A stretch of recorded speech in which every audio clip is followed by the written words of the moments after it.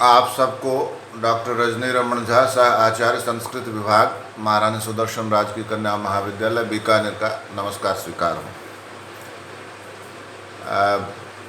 हमने संस्कृत बीए पाठ द्वितीय संस्कृत में अभी तक प्रथम पत्र का ही पारायण किया है।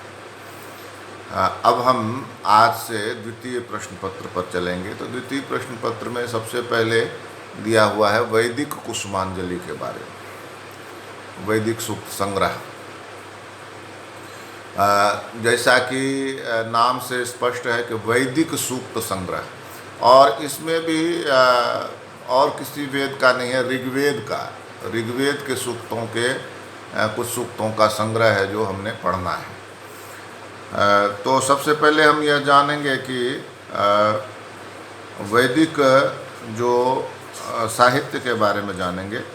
तो जैसा कि हम सब जानते हैं कि वेद जो हैं वे हमारे सबसे प्राचीन ग्रंथ हैं। ऋग्वेद हमारा सबसे प्राचीन ग्रंथ है। तो ऋग्वेद के बारे में यह कहा जाता है कि वेद के मंत्रों को ऋषियों ने लिखा नहीं था, देखा था। साक्षात्कृत ऋषियो ब्रह्माणो बहुभूव, ऋषियो मंत्र द्रष्टारा, ऋषियों ने मंत्र को देखा था। तो ऋग्वेद के बारे में यह है कि इसका भी साक्षात किया कि इन्होंने, ऋषियों ने उसको देखा, और वहीं से हमारी सभ्यता प्रारंभ हुई, वहीं से हमारी संस्कृति प्रारंभ हुई, वहीं से हमारी सृष्टि प्रारंभ हुई। जब से सृष्टि है तब से वेद है, तब से भारत है, ऐसा माना जा सकता है। वेद का अर्थ होता है वेद, विद धातु से विद बना। विद धातु का अर्थ होता है जानना। तो वेद का अर्थ क्या हो गया? जाना गया, जाना है, जानता हूँ, और कभी कभी तो भविष्यत काल में भी जानूंगा, ऐसा प्रयोग कर सकते हैं। जो कुछ भी ज्ञान है संसार में वो सब वेद है। खाली संस्कृत के मंत्र वेद नहीं है। विज्ञान के विषय अनंता वै वेदा कहा गया। विज्ञान के विषय भी वेद हैं और कला के विषय भी वेद। तो अनंता वै वेदा, वेद अनंत है, इसीलिए कहा गया। इसमें जैसा कि आप लोगों को सबको मालूम ही होगा कि 4 तरह के वेद हैं, 4 नाम हैं वेदों। ऋग्वेद, सामवेद, यजुर्वेद, अथर्ववेद। वस्तुतः ये वेद नहीं है, ये संहिताएं हैं। ऋग संहिता, साम संहिता, यजुः संहिता और अथर्व संहिता। वेद होते हैं कि उनके साथ और भी ग्रंथ जुड़े होते हैं। आरण्यक जुड़ा होता है, ब्राह्मण जुड़ा होता है, उपनिषद जुड़ी होती है। तो ये 4 जब मिलते हैं तब वेद कहलाते हैं। लेकिन अब समाज में यही प्रचलित हो गया है, ऋग्वेद, सामवेद, यजुर्वेद और अथर्ववेद, तो हम भी यही मानते हैं। तो ऋग्वेद जो है वह सबसे प्राचीन है। तो ऋग्वेद का अगर विभाजन देखेंगे तो विभाजन जो है वह मंडल और सूक्त और मंत्रों में है। मंडल 10 हैं ऋग्वेद में, और सूक्त हैं 1028, और 10,587 मंत्र हैं। तो काफ़ी बड़ा है ऋग्वेद इस हिसाब से। उसमें से कुछ थोड़े उसका सूक्तों का संग्रह किया है। जैसे मान लीजिए अग्नि सूक्त है, वरुण सूक्त है, इंद्र सूक्त है, विष्णु सूक्त है, विश्वेदेवा सूक्त है, प्रजापति सूक्त है, संज्ञान सूक्त है। तो इस तरह से कुल 7 सूक्तों का संग्रह है। तो बहुत ज़्यादा नहीं है, थोड़ा सा ही है। इसमें क्या होता है कि सूक्त में क्या होता है कि एक ऋषि होते हैं और एक देवता होते हैं, और उस सूक्त में कौन से छंद का उपयोग किया गया है उसका उल्लेख होता है। जैसे मान लीजिए उदाहरण के लिए कि हम अग्नि सूक्त लेते हैं, तो अग्नि सूक्त ऋग्वेद के प्रथम मंडल का पहला सूक्त है। क्या क्या चीज़ें याद करने की, देखिए जैसे मान लीजिए अग्नि सूक्त पूछा गया कि यह कौन से मंडल का कौन सा सूक्त है, तो यह पहले मंडल का पहला सूक्त है। इसके ऋषि कौन हैं, तो इसके ऋषि हैं विश्वामित्र, और इसके देवता कौन है, अग्नि है। इसमें कौन सा छंद है, गायत्री छंद है। तो इतना अपने को याद रखना पड़ता है। तो इसी तरह से अन्य अन्य सूक्तों का विन्यास है कि उसमें क्या देखना पड़ेगा कि कौन से मंडल का कौन सा सूक्त, ऋषि कौन से, देवता कौन से, और छंद कौन से। किसी में एक भी छंद हो सकता है और किसी में 2-3 छंद हो सकते हैं। तो इस तरह से इनका क्रम रहता है। ऋग्वेद में वस्तुतः क्या है, तो ऋग्वेद में ऋषियों का स्वतंत्र चिंतन है, और जितने भी जो यजुर्वेद है या सामवेद है या अथर्ववेद है, सब पर ऋग्वेद का प्रभाव है। जो ब्राह्मण है, जो आरण्यक है, जो उपनिषद है, सब पर ऋग्वेद का प्रभाव है। ऋग्वेद का यदि विषय विवेचन किया जाए तो ऋग्वेद में देवताओं का वर्णन है, तो वो 3 प्रकार के देवता हैं। कौन कौन से, एक तो पृथ्वी स्थानीय देवता जो पृथ्वी पर हैं, जैसे अग्नि को हम पढ़ेंगे तो अग्नि जो है वो पृथ्वी स्थानीय देवता है। और उसके बाद अंतरिक्ष स्थानीय देवता है। अंतरिक्ष स्थानीय देवता कौन से हो गए, जैसे श्रद्धा, मन्यु, धात्री, अदिति, ऋभु, अप्सरा, गंधर्व, गौ, औषधि, इन सब की भी प्रार्थना है। तो ये सब अंतरिक्ष स्थानीय देवता हैं जिनको देख नहीं पा रहे हैं। और द्युस्थानीय देवता कौन है, तो द्युस्थानीय देवता है जैसे सूर्य है ना, इस तरह से सूर्य है, मान लो ये वरुण है, तो इन सब को द्युस्थानीय देवता कहते हैं। तो कुल मिलाकर 11 करके 3 देवता हैं, तो ये 33 देवता होते हैं। वही आगे चलकर उनको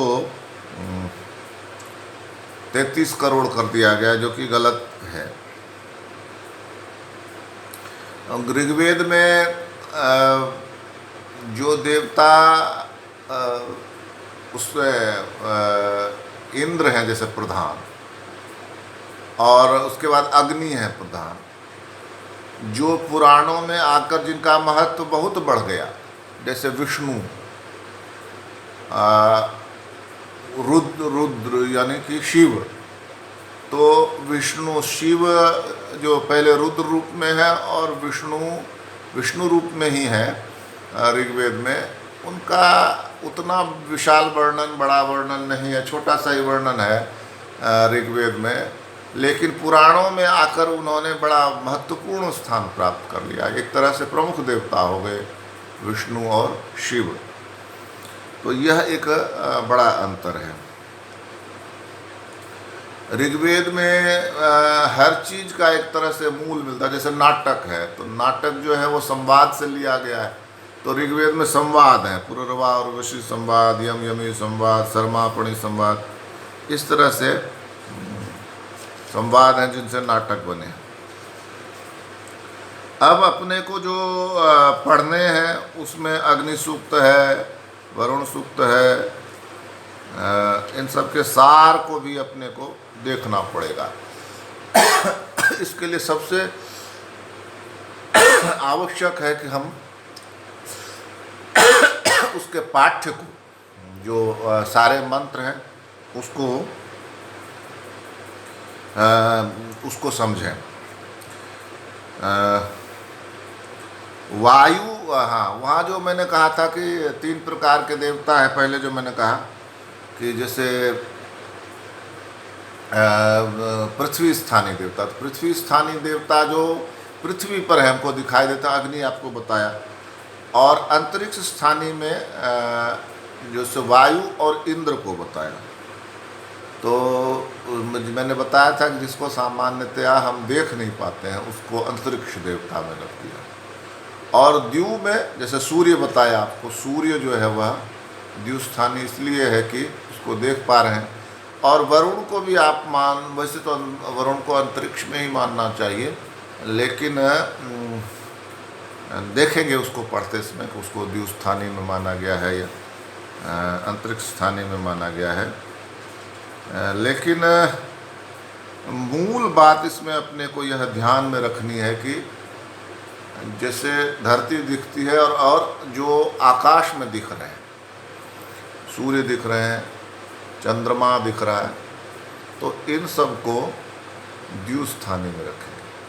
और जो नहीं दिखाई दे रहे हैं लेकिन उसकी उपस्थिति हम अनुभव करते हैं, इंद्र के बारे में है कि वो कोई तो ऐसा देवता है जो हमें लगातार हमें वो हमारी रक्षा कर रहा है। ऋग्वेद में जैसा कि मैंने बताया आपको, इंद्र सबसे प्रधान देवता है, तो वह हमारी रक्षा कर रहा है। तो उस इंद्र को देख तो पा नहीं रहे, तो इसलिए उसको अंतरिक्ष स्थानीय देवता में रखा। लेकिन एक तरह से इसको यह ऐसे कह सकते हैं कि एक और विभाजन के रूप में इसको समझ सकते हैं कि ये जो बादल आते हैं तो ये पर्जन्य के रूप में इसकी स्तुति है, तो ऐसे समझ सकते हैं। और अगर आपको सरलता से समझना हो तो वो यह है कि धरती से ऊपर अंतरिक्ष और अंतरिक्ष से ऊपर द्यू जिसको कहते हैं। तो वायु जो है आकाश में कुछ ऊंचाई पर है, बादल आकाश में कुछ ऊंचाई पर है, तो ये अंतरिक्ष स्थानीय देवता हो गए। इंद्र भी अंतरिक्ष स्थानीय देवता हो गया, वरुण भी अंतरिक्ष स्थानीय देवता हो जाएगा इस आधार पर। और सूर्य जो है इससे भी ऊपर है, तो इसलिए उसको द्यू स्थानीय देवता कहा गया। ये ऊंचाई के आधार पर इसका वर्णन कर सकते। दूसरा ये जो मैंने सोचा है, जो मेरी अपनी सोच है कि चूँकि जो दिखाई नहीं देते हैं उनको अंतरिक्ष में रख दिया, इसलिए बाकी समय जैसे जैसे हम पढ़ते जाएंगे वो चीज़ें स्पष्ट होती जाएंगी। और मैं भी थोड़ा इस विषय में अध्ययन करूँगा, लेकिन अभी यही है कि 3 प्रकार के देवता हैं, पृथ्वी स्थानीय और अंतरिक्ष स्थानीय और द्यू स्थानीय। फिर इसके बाद जो चीज़ आप लोगों ने करनी है वो यह है कि जैसे पूछा जा सकता है प्रश्न की अग्नि के बारे में लिखिए। इसके लिए आपको पूरा अध्ययन करना पड़ेगा अग्नि के। विष्णु के बारे में लिखिए तो पूरा अध्ययन आपको विष्णु के बारे में करना पड़ेगा।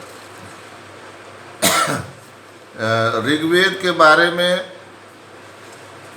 यद्वै यज्ञस्य सामना यजुषा क्रियते शिथिलम तत् यदृचा दृढ़मिति, ऐसा कहा गया है कि जो भी विधान किया जाता है यदि वह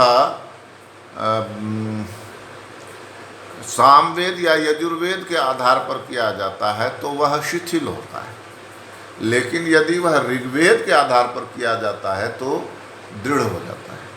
यद्वै यज्ञ से सामना यजुषा कृत्य, जो साम से या यजुष से किए जाते हैं यज्ञ, वे शिथिलम तत्, वो शिथिल होते हैं। और यद ऋचा, जो ऋचा से किए जाते हैं, तद दृढ़मिति, वह दृढ़ होता है। तो इसी से आप अंदाज़ा लगा सकती हैं कि ऋग्वेद का कितना महत्व था। सामवेद और यजुर्वेद के मुकाबले भी ऋग्वेद का ज़्यादा महत्व था। और आज भी जब हम सभी वेदों के बारे में जानना चाहते हैं तो सबसे आदर जिस वेद को लेकर होता है वह ऋग्वेद ही है। तो ऐसे ऋग्वेद की के सूक्तों का अध्ययन हमने करना है। वेदों का जो महत्व है कि वेद को जितना हम समझेंगे हम अपनी सभ्यता और संस्कृति के बारे में उतना समझते जाएंगे। वेद कोई कहता है 2000 साल पहले, कोई कहता है 4000 साल पहले, कोई कहता है 6000 साल पहले, कोई कहता है 10,000 साल पहले तिलक ने लिखा कि 60 लाख वर्ष पहले लिखे गए हैं जाने। तो इन सब चीज़ों में कोई दम नहीं है।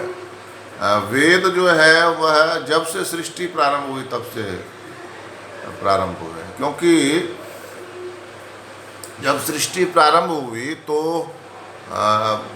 सबको बोलने की इच्छा हुई होगी भाषा की, तो उन्होंने अपनी भाषा प्रकट की होगी। तो वो जो भाषा एक से दूसरे में गई वही ऋग्वेद है। इसीलिए चूँकि इनका क्रम बहुत सुदृढ़ नहीं है, पाश्चात्य विद्वान इनको मानते हैं कि ये तो यूँ ही है, गरुड़ीय का गीत है। लेकिन इन सब का संग्रह महर्षि वेद व्यास ने करके इनको वेदों का रूप दिया। और ऋग्वेद को उन्होंने सबसे पहले अपने शिष्य पैल को बताया था, और यजुर्वेद को उन्होंने जैमिनी को बताया था, और सामवेद को वैशंपायन को बताया था, और अथर्ववेद को उन्होंने सुमंतु को बताया था। इस तरह से सब आगे बढ़ता चला गया। तो ऐसे ऋग्वेद के मंत्रों का, सूक्तों का और मंत्रों का हम पारायण करेंगे आगे चलकर। आज भूमिका के रूप में इतना समझा गया। धन्यवाद।